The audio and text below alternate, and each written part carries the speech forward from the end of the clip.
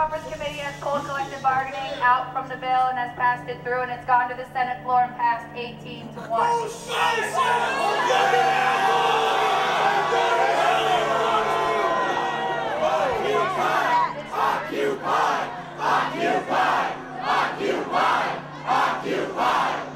Democratic lawmakers are calling what their Republican counterparts did tonight an affront to democracy. The Wisconsin Senate passed a bill stripping collective bargaining rights from over 175,000 state employees. This is a total attack. This is the killing of a generation of people. Wisconsin has been at the epicenter of a national reawakening of the urgency of inspired collective action.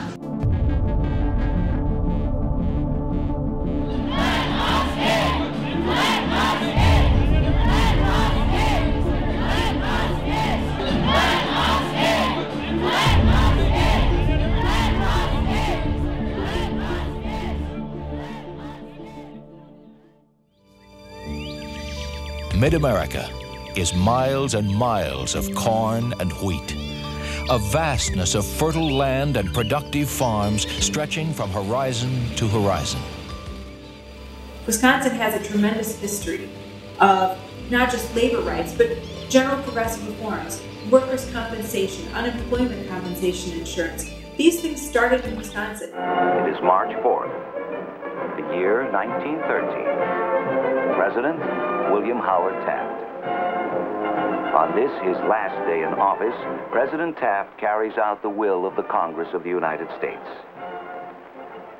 Acknowledging the condition of workers in this growing nation to be of public concern, unions and the lives they represented were often wrecked in battles of a different kind of American Revolution.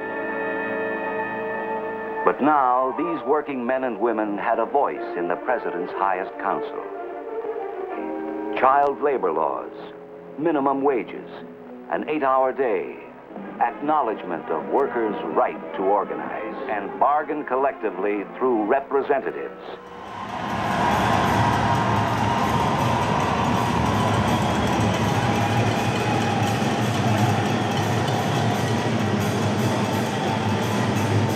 I believe the people of this state elected me and members of the legislature to be bold and aggressive in the actions we take to help the private sector put people to work, and to be bold and aggressive in terms of how we balance the current fiscal year we're in.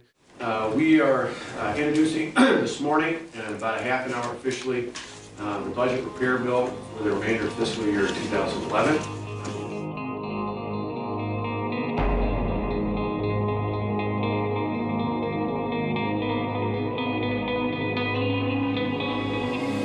We're broke. It is about time that somebody stands up and does something about it.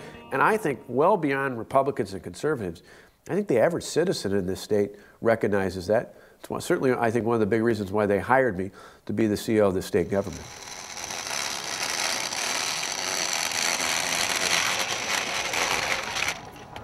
So what's going on here? Well, Walker, one of the things he said right after he proposed his budget bill was that you'd have to be in a coma not to have seen this coming, when people said that they didn't know that he was going to... And he did not run on this bill. He did not tell people what he was going to do. He said he was going to balance the budget. He didn't say he was going to do it on the backs of state workers and collective bargaining. He lied. In 2010, then candidate Scott Walker didn't actually get around to telling the voters that he had an intention of trying to crack down on unions. And by cracking down on unions, I mean he didn't have a sense necessarily that he intended to eliminate collective bargaining for public sector workers.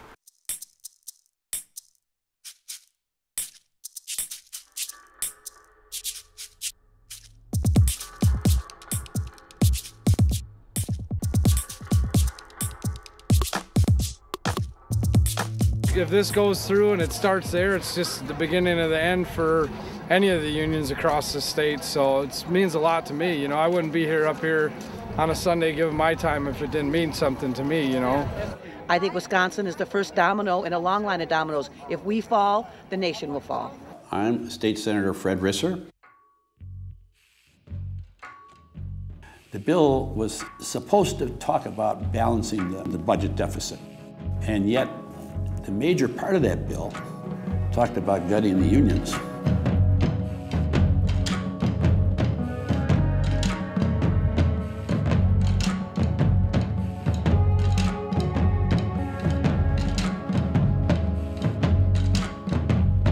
It's time for us to balance the budget, and one of the best ways we can do it is tackling these public employee wage and benefit issues.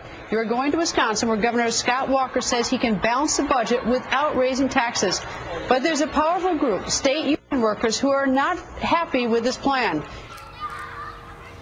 I would like to think I'm very good at what I do. I love my kids, and I love my job, and I love working with my kids, and I think, I mean, you can ask my husband or my family. I mean, it's my #1 priority. A lot of things go on the back burner for it.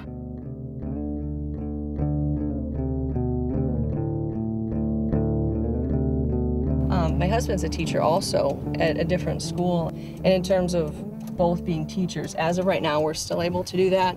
We talked about what skills either of us could do, like what else we could do or go back to school for. But I'm definitely going to have to leave Montello in terms of the cuts and the commute and all of that.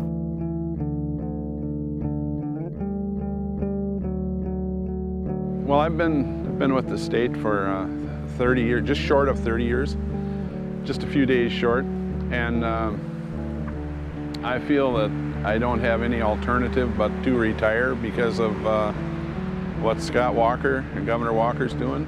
I make $15.52 an hour, and we're basically taking approximately a $3 an hour cut. At this point, our household will have $5,000 less per year as the most basic amount we would lose. Our current state government is looking for ways to cut costs that take the teachers out of the equation. I think they're looking at virtual schools and online classes as a viable alternative to having a real person in the room working with the kids. Can't pull dollars out of a school without taking them away from a student. You can have an online academy that takes students and the money that goes with those students to the local schools and is, competitive. It gets the same money as a bricks and mortar school building, but it's basically an online program administered by a company that can then make a pretty good profit. And it's really mostly about privatization and culling money from the public sector for private firms. Obviously he wants to save some money. He wants to give money to corporations. He has to find the money somewhere. So he's going after the workers. But additionally, if you constrain the ability of unions to represent workers and collect dues, you also constrain them politically. In this state, there are a lot of corporate players, and the people who play on the other side of political issues in this state tend to be the unions.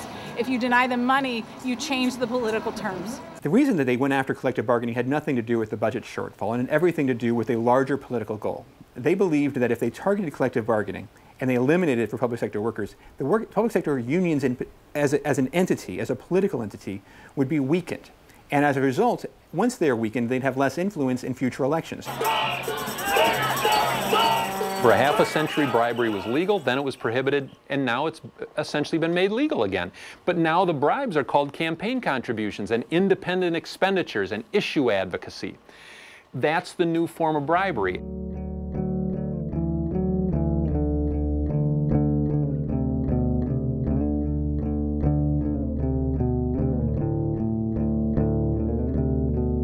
The richest people in our land, the most privileged, the folks who have benefited the most from what America has to offer, decide that they can just take all the toys and kick everybody else in the teeth and then think that they're just going to get away with that.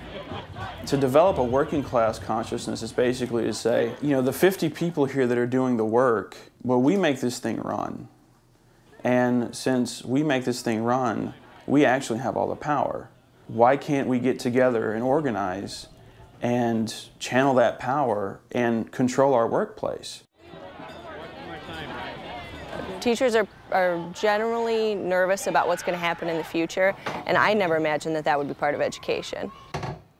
It just seems like all of this is hinged on the assumption that public workers will just continue doing what they do because they love what they do, and that's totally the case. I mean, it doesn't matter, you know, what my wages got cut. I would continue to teach. Most teachers are in that boat. I mean, the ones who don't feel that way weren't going to stay teachers for that long anyway. It just makes me sad because I love my job so much, and obviously there are people out there who think that it doesn't mean anything to me, or they say things like, well, if it's so bad, get a different job. That's not an option to me. I've never felt like that was an option. Walking away from teaching is like saying, don't be who you are anymore.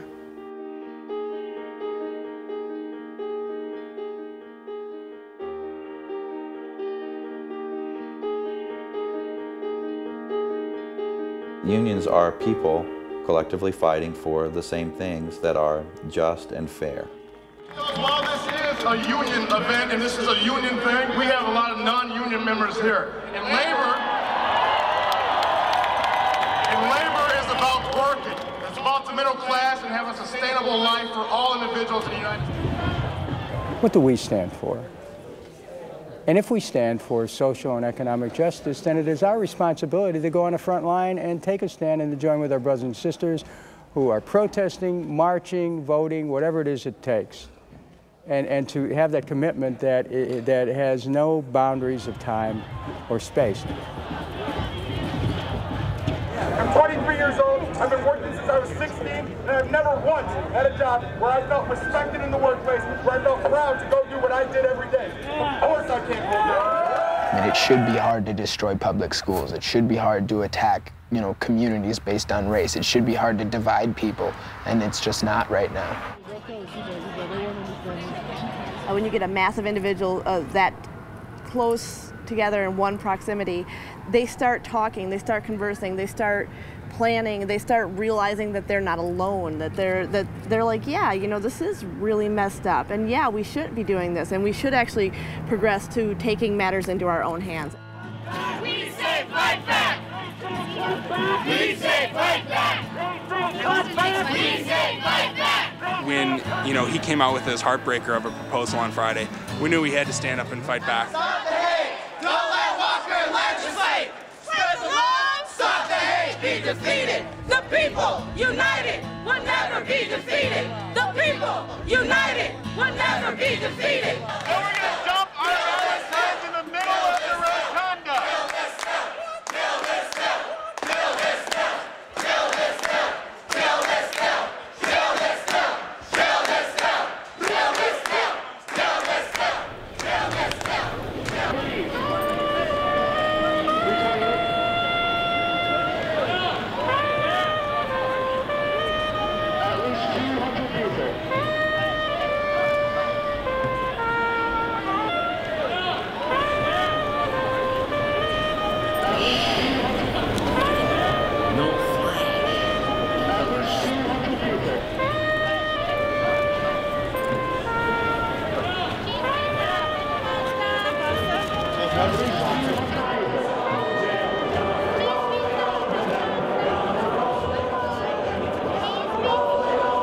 We were standing up for ourselves, and people around the world were listening.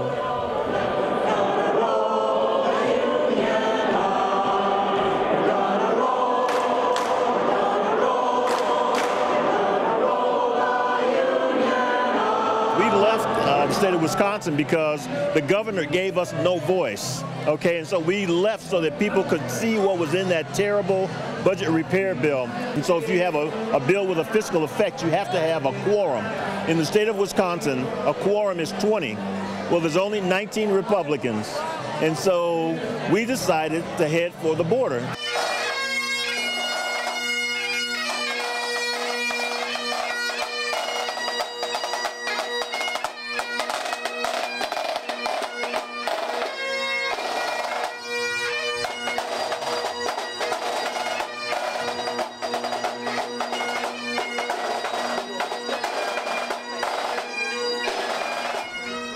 We heard from some of the protesters and some of the people that work inside the Capitol that the administration was going to kick everybody out at 1 o'clock a.m. So I thought, like, well, let's go sleep in the Capitol as firefighters and see if they kick us out. There's about 4 times as many people in here tonight because you guys. The Capitol Police that were up there at the time, they weren't going to arrest any firefighters and cops. And we believe that the presence of the firefighters and cops sleeping over in the Capitol with the students made sure that those students could hold that Capitol for as long as they wanted to. I talked to Chief Ray this evening, and I want you to know that the Madison Police Department will not participate in removing anyone from this building.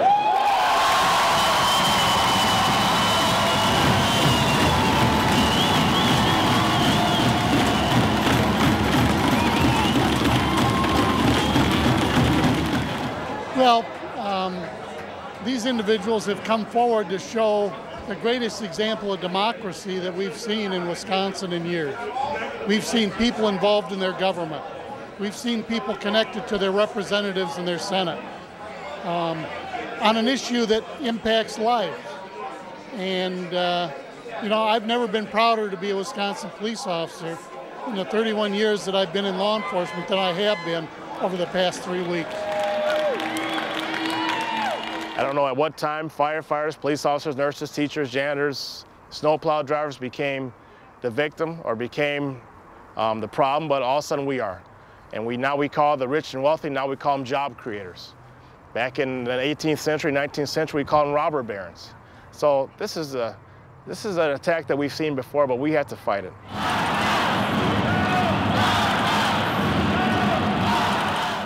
So when we heard that we were exempt from the bill, you know, you get that sense that, ooh, we dodged a bullet there. But then it starts to settle in that, you know, some of our spouses, the firefighters and the cops, they're teachers, they work for the state government. You know, they're not dodging that bullet.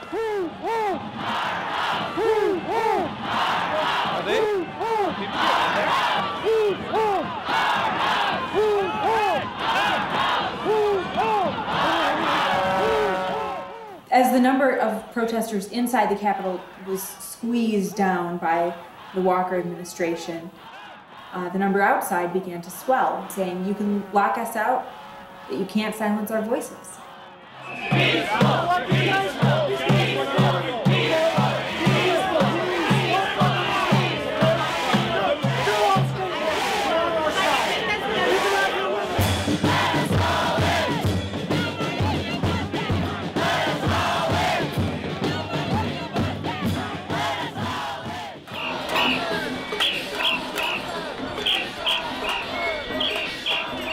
This morning I came up the hill to my normal entrance, and I knocked on the door because it was locked. I couldn't get in because my key fob has been turned off for almost 2 weeks.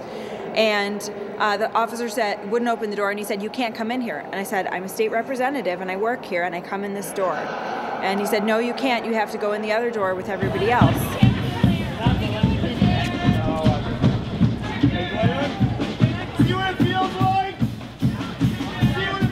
Emails were jammed. They actually shut down the legislative hotline for the first I've ever known that they've deliberately done that. So we decided the only way to do this was to actually take the desks of those legislators that were on the first floor and move them outside, and then we all took, or many of us took turns meeting with constituents outside on the lawn.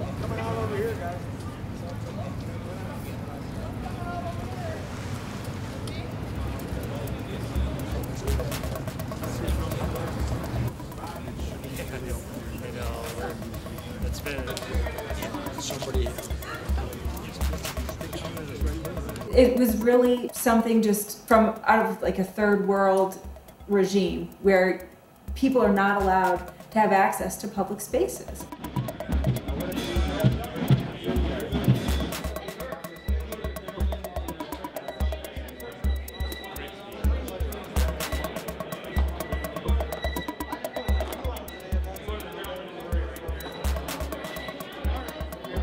We also are the parents of a teacher, a firefighter, and a daughter who's married to a dairy farmer who's going to be losing their badge of care if this bill goes through.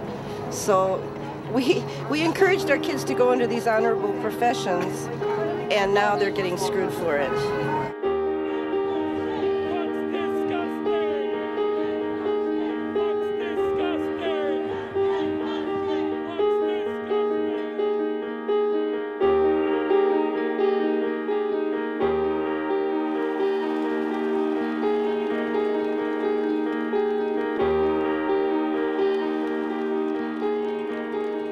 This was the first time that I had taken action that, was, very bold and obvious for me. My form of political involvement generally involves doing my homework and writing letters to my representatives, letting them know why I do or don't support bills, trying to let people around me know what bills are happening that they maybe should care about. But I had never gone and stood with a crowd of people before and chanted anything. When the teachers walked out for 3 days, they all called in sick. I mean, they weren't chastised for that. I mean, people saw that as like that was their right to do that, and people respect teachers. And I think people will respect any worker that decides not to work. Stand united. We stand behind our teachers. We stand behind our public employees. And we will not rest until we get our Wisconsin back again. People who were not union members, but who recognized that they had a stake in this fight, began joining the demonstrations in ever larger numbers. So by the weekend, that first Saturday, at least 20, 30,000, maybe 40,000 people showed up. And then the weekends after that, 100,000, 125,000. And one thing is certain, Madison is only the beginning! I saw above me an endless skyway. I saw below me a golden valley. This land was made for you and me. This land is your land. This land is my land. From California to the New York Island. From the Redwood Forest to the Gulf Stream waters. This land was made for you and me. I've roamed and rambled, followed my footsteps to sunny bright sands of a diamond desert. And all around me, a voice was sounding. This land was made for you. Can you break the crowd down? How many are professional left-wingers and how many are just regular folks? It's tough to tell. When you get to the weekend, you get a lot of out-of-towners. A lot of people are bussed in from not just Wisconsin, but a lot of surrounding states. I talked to someone who was from California who's sleeping in the Capitol throughout this process. So you've got a real mixed bag out. Well, who brought them in? Who bussed them in? Some of the different labor organizations have brought people in, and it would take a long time for me to explain each and every organization that's brought people in. A more violent protest video featured by Bill O'Reilly had palm trees in the background, turning the channel into a cartoon show. The brazen nature of this propaganda, what is sad and tragic, is that 90% of Fox viewers will have no idea that that was faked, and they will think that it was true. If you can convince people, no, she's not even from here, she's from out of state, then people start to maybe think that, oh, this isn't that bad, this doesn't affect us, and totally undermine the whole thing. Well, how we got this way, nobody knows. He should have read more books instead of thumbing his nose. It's a lot like the king, the emperor's new clothes. Oh no, oh no.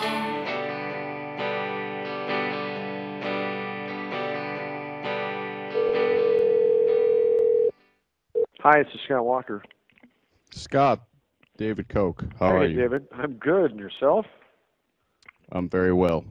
I'm a little disheartened by the situation there, but what's the latest? We're actually hanging pretty tough. I mean, amazingly, there's a much smaller group of protesters, almost all of whom are in from other states. And my sense is, hell, I'll talk if they want to yell at me for an hour. I'm used to that. I can deal with that, but I'm not negotiating. Bring a baseball bat. That's what I have one in my office. You'll be happy with that. I got a slugger with my name on it. Actually, I wake up usually around midnight, and that's when I thought of it. So I didn't get through to the governor until 2 p.m. that day. I just assumed between that 12 o'clock call and the 2 o'clock call, someone would have gone through back channels, talk to someone at Koch Industries, someone at Americans for Prosperity, someone somewhere to make sure this was at all legitimate.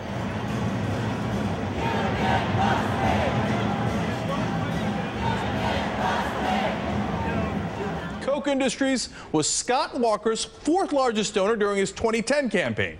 They donated $43,000 to his election effort. And gee, I wonder what they want. And now Governor Walker is running with the union-busting budget bill, which was pushed by the Koch-funded American Legislative Exchange Council. It seems like the governor is really isolating himself, and he's not interested really in any negotiation, any compromise, or coming to a common sense solution that will benefit Wisconsin. But we're just saying that when you have hundreds of thousands of people in the streets saying, don't take away our rights, don't take away our democracy in the workplace, they deserve to be listened to. Trustworthiness is not to be traded for political gain in this country.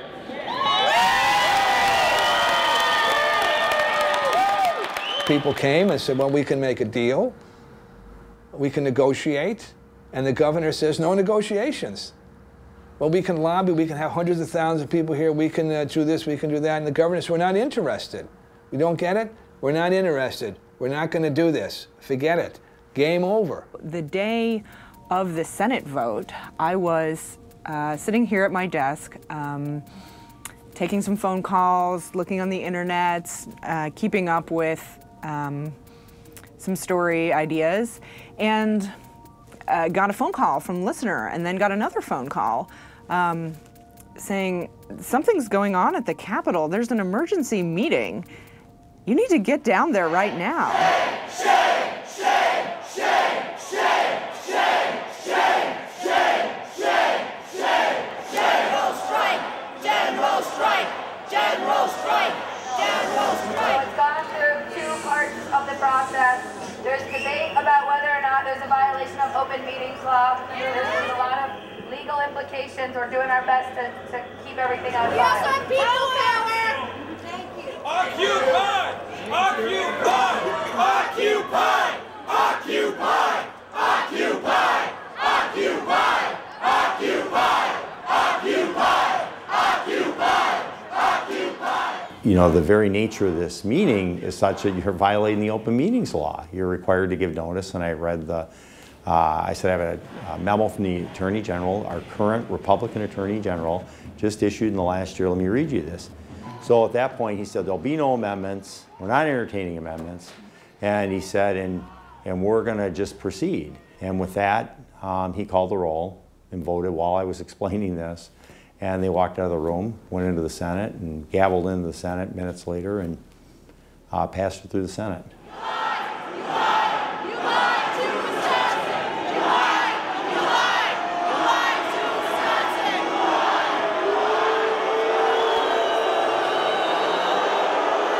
Very chaotic. It was very upsetting for so many citizens who wanted to be present that were actually barred from even coming in the room.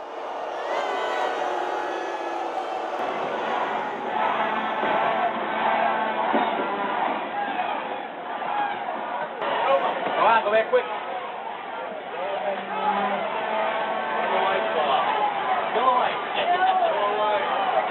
Get on, and then a couple people in. Let's go. We got everyone, right? What's the situation inside the Capitol? Walk in! You have every right! Walk in! Walk in! This level is closed. The session is over. Please be respectful and file downstairs. Just heard from the police that they are not allowing people into the bathrooms. They have closed down all the bathrooms pretty much in the building because I think some people have been letting in people into the building through the windows. The police say that you can leave the building to go to the bathroom, but you will not be allowed back in.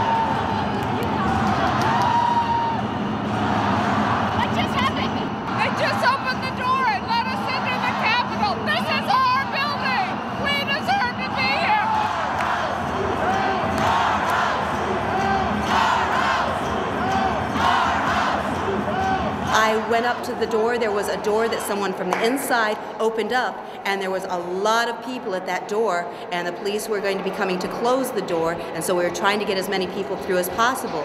Well, I was in the back of the line, and right next to me, somebody threw open the bathroom window. So I jumped through the window, which was a little bit of a trick for me because I've got arthritis problems.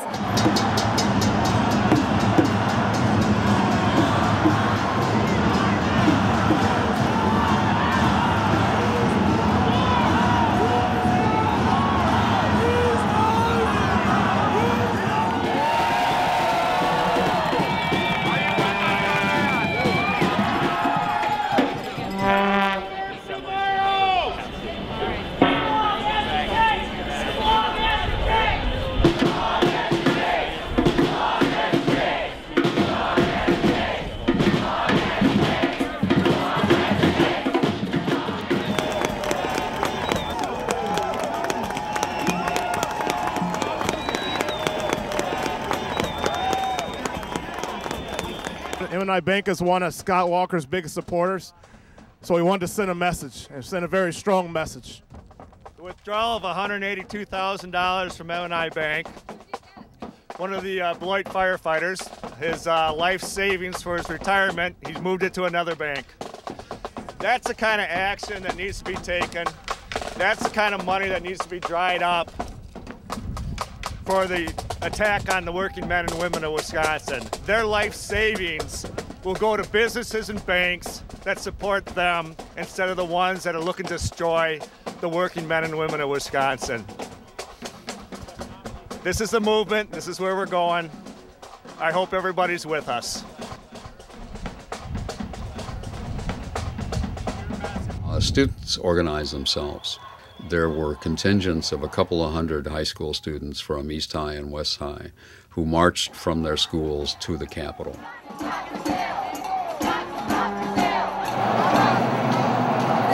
this is all happening, I don't even know what's going to happen to my family. And I'm supporting my teachers and everyone else who works for the state because this is outrageous. You know, the Assembly sets its own rules by majority vote. And, you know, being in charge and having control doesn't mean that you get to do whatever you want. It means you get to make your own rules. But once you make the rules, you have to, you should follow them. And I think that's where we've really seen a departure, is this very selective enforcement of certain rules. When you ask to be recognized under a point of personal privilege, regardless of who it is, you know, under the rules, that's the first person to be recognized. Well, they continue to proceed as if I wasn't even there. Excuse me, Mr. Speaker. I demand to be recognized under Rule 61, point of assembly privilege. My right to be recognized, I demand you recognize me. So then finally, after passing, I think, 2 amendments, they called on me. And of course, at that point, I erupted. My blood was boiling. And I'm thinking, now what state am I in? What country am I in that you do things like this? What's going to happen here today is we're going to vote on this bill in the light of day. It's going to pass. Shame on you, evil! Shame! And I was literally shaking when I got out of there, just watching what the Republicans did, how they just shut down communication. It's just appalling.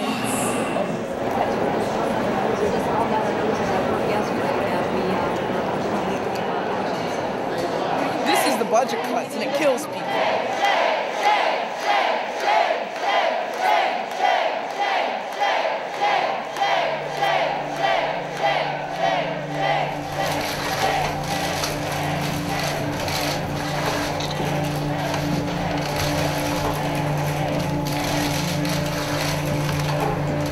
Governor, we can hear thousands of people in the halls screaming shame, shame, shame. We can hear that in your office right now.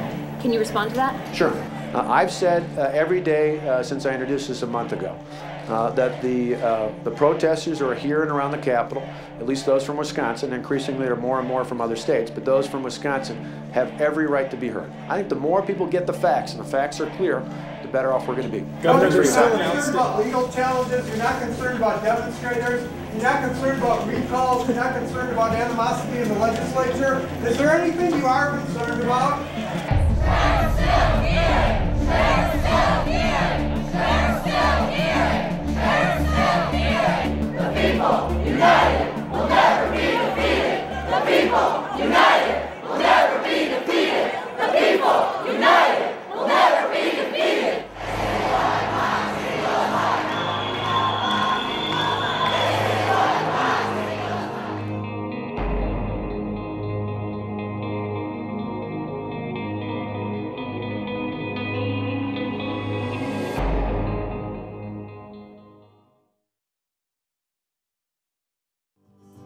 I just won't stand for greed and evil, taking my unions from our people.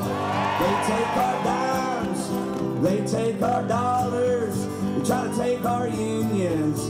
They're gonna hear us holler.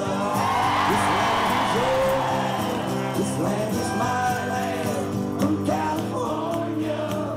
Now, as private sector unions have been destroyed and as benefits for private sector workers have been eliminated, it was easy to exploit resentment towards public sector workers who maintain their benefits.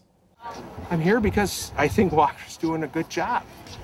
We've lived in a society for a real long time now where people want more and more and more and more, and greed, and and we spend, and we don't have any money to pay it. I've been told that it's about time that you guys pay your way, and that you guys, I've been out protesting in different places.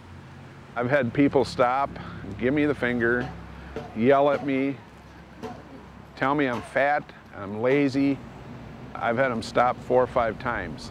Come right up to me and just scream right in my face. See, people should invest in 401ks, Roth IRAs. People should invest in their own futures. You shouldn't take your problem and make it my problem.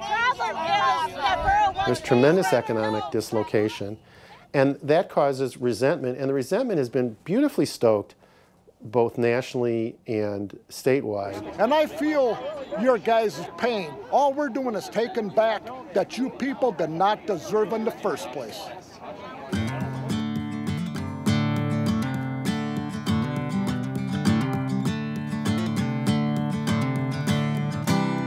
Walkerville, or Tent City, or Camp Everywhere.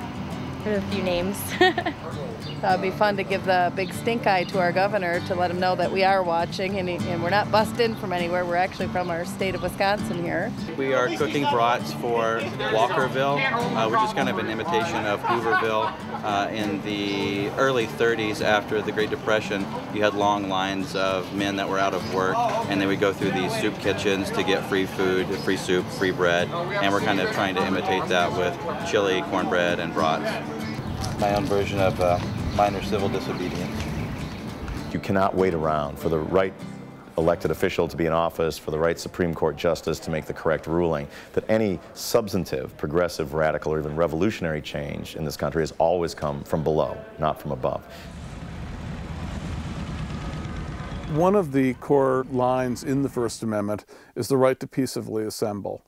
And there's a reason why the founders understood that was a core civil liberty in a free society, that there's a power that comes from people physically assembling that is unlike anything else in the world. This is what democracy looks like! Oh my God!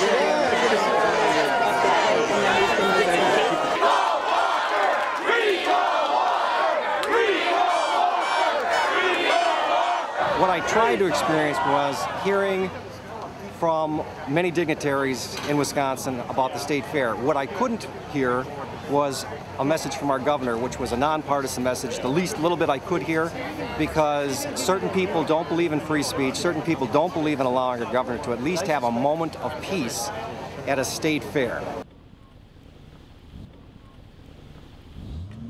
Well, I'm out here today, I guess just to keep reminding Scott Walker that the governor's mansion is, I mean, while it's not our house like the way the Capitol is, it still belongs to the people of Wisconsin, and for him not to get too comfortable.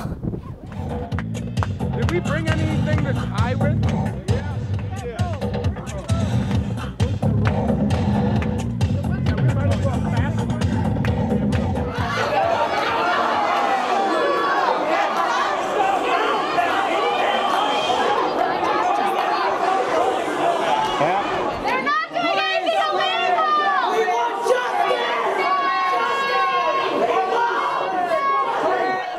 individuals entered the gallery. They used a U-shaped bicycle lock around their neck and attached to gallery rails.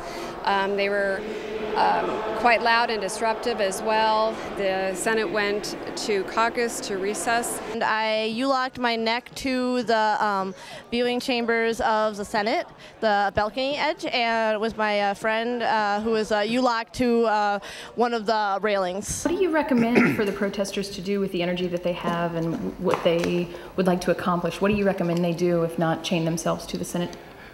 There's all sorts of different ways to get involved in the process, and you have a classic example coming up later July or August, depending on when the elections are going to be, to spread out over the state of Wisconsin, get involved in the recalls. The moral of the story being, it's time for everyone to come back and trust the party elders of the world to run society, and go back to your couch and veg out.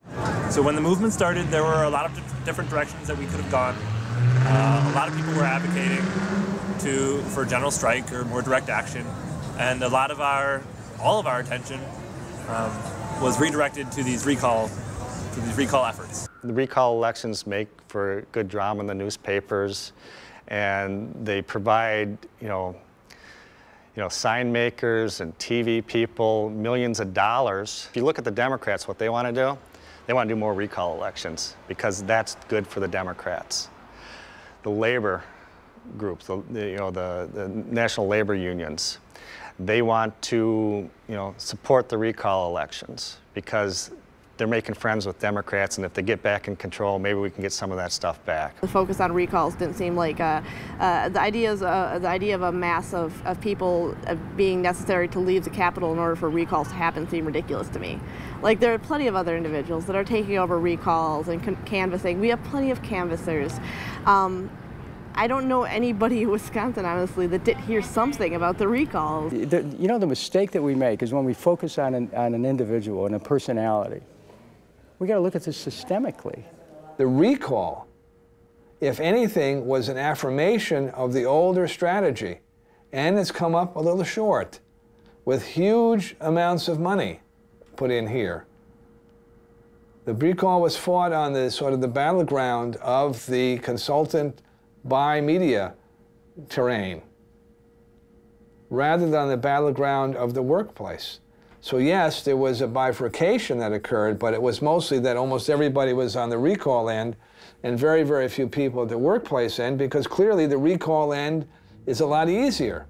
There's always a problem with institutions, right? This institutional problem, when an organization grows, like a organization or party, whatever, the bigger that gets, then it's all about just almost like just sustaining itself. You go to a national convention for a union or for an organization that's union-based.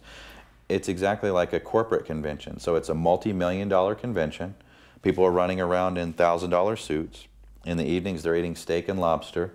They're drinking to excess, and they're talking about everything under the sun but business. Look how it's built. It's built in a way that a corporation is built. You have your lower officers, your middle officers, and your higher officers. And these higher officers, some of them make 6 figures, and they get $250 a week for per diem. We have to ask, what are the principles that we want a state where people unite to be able to form self-governance? What are the principles that are bedrock principles? The people united. Solidarity, brothers and sisters. When we all organize and deny our labor power, we control industry. The capitalists don't control industry, the politicians don't control industry, the military doesn't control industry. We control industry. And if we shut down and stop making this and stop making that, no ships run, no trucks run, no planes fly, basically we can stop the world from turning. And that's power, and that's power that workers don't realize they have.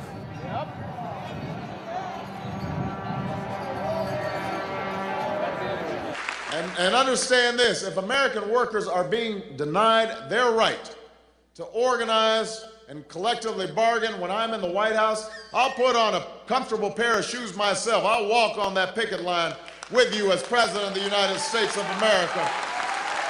Because workers deserve to know that somebody's standing in their corner. And there's a lot of jokes in Wisconsin about how he still can't find those shoes.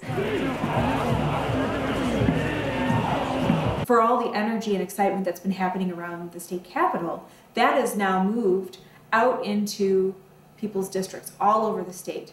Some right-wingers staged a recall on me because I went to Illinois standing up for workers' rights. Well, I think any teacher has to be comfortable to some degree talking to people, but I hate knocking on doors. I get so embarrassed when I do it because I mean, sometimes when someone knocks on my door, I wonder, should I hide and not answer it? So I'm sure the same thoughts are happening behind the doors I'm knocking on. It's not something with which I'm comfortable at all, but it has to be done. I mean, just to continually remind people, hey, let's get out there and vote. I'm hoping I get enough votes to continue my job as state senator to the 22nd district.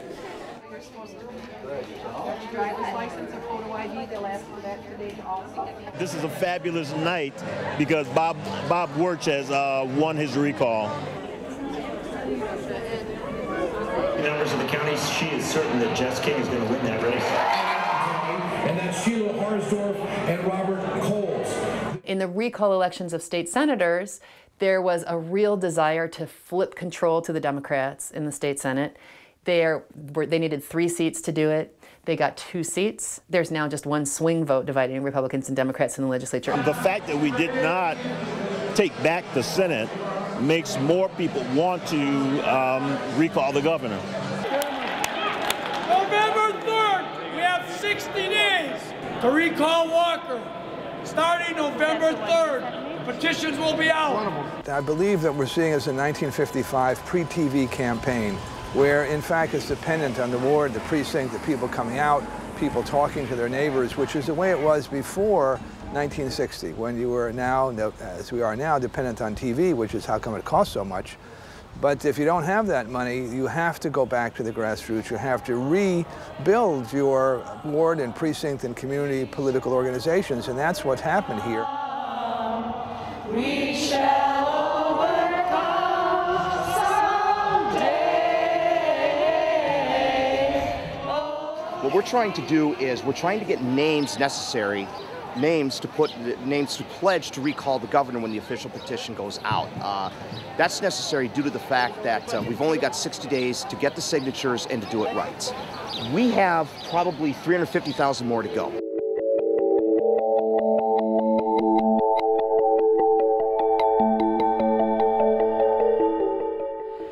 Today's been the result of a year of hard work. I got kind of emotional this morning before I went to vote, actually, and I just hope everything turns out the way we want it to.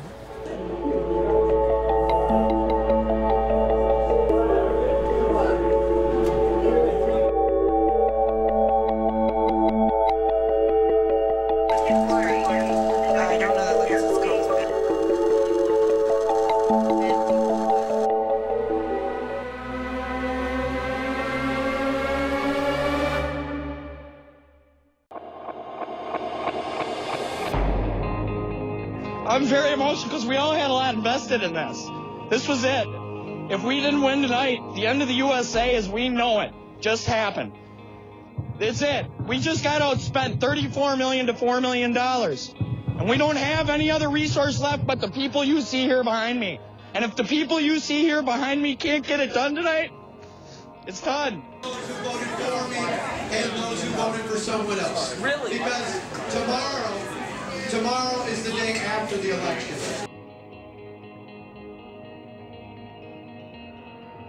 Still, people were in line waiting to vote because we ran out of ballots because there were so many new registered voters out there, and new registered voters go liberal. We know that.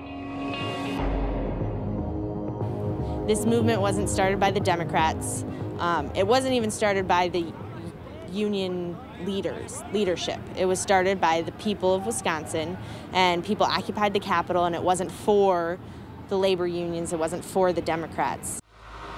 I think we need to pay more attention because, in my opinion, that's the only form of government that works, is when people govern the government.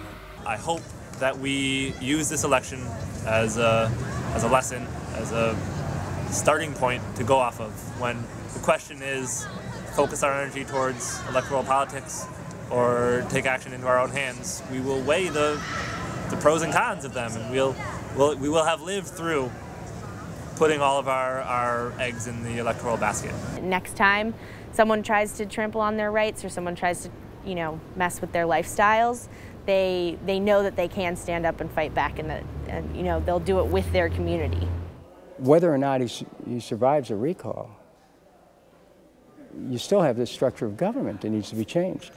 Because how do you stop the next Scott Walker from being created? It's the system that needs to be recalled. It's the system that needs to be taken down and transformed. It's the system that needs to be upended with a new constitution. We're going to have to go back again to that model of the civil rights movement, where thousands of people in communities all over the South and somewhat in the North, not always coordinated, but said, we're not going to live like this anymore. And through all kinds of rather inventive strategies, demanded change. The law came into effect after the movement. We're going to keep fighting, and what's happening here is what's happening all across the United States. It's not just happening here in Wisconsin. It's happening everywhere. Indiana, Ohio, Michigan, New Hampshire. It's happening everywhere, but we just happen to be the starters of it.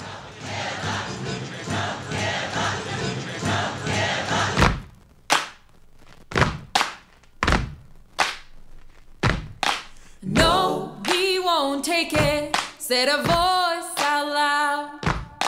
No, we won't take it, we will stand our ground. No, we won't take it, said a voice from the crowd. No, you won't pass a policy that holds us down. No, sir, no. No is our decision. 'Cause don't you think it's justice we should teach to our children? No, sir, no. Democracy's the mission. If you stand for the people, now it's your turn to listen. So no, we won't take it, said a voice out loud. No, we won't take it, we will stand our ground. No, we won't take it, said a voice from the crowd. No, you won't pass a policy that holds us down. No, sir, no.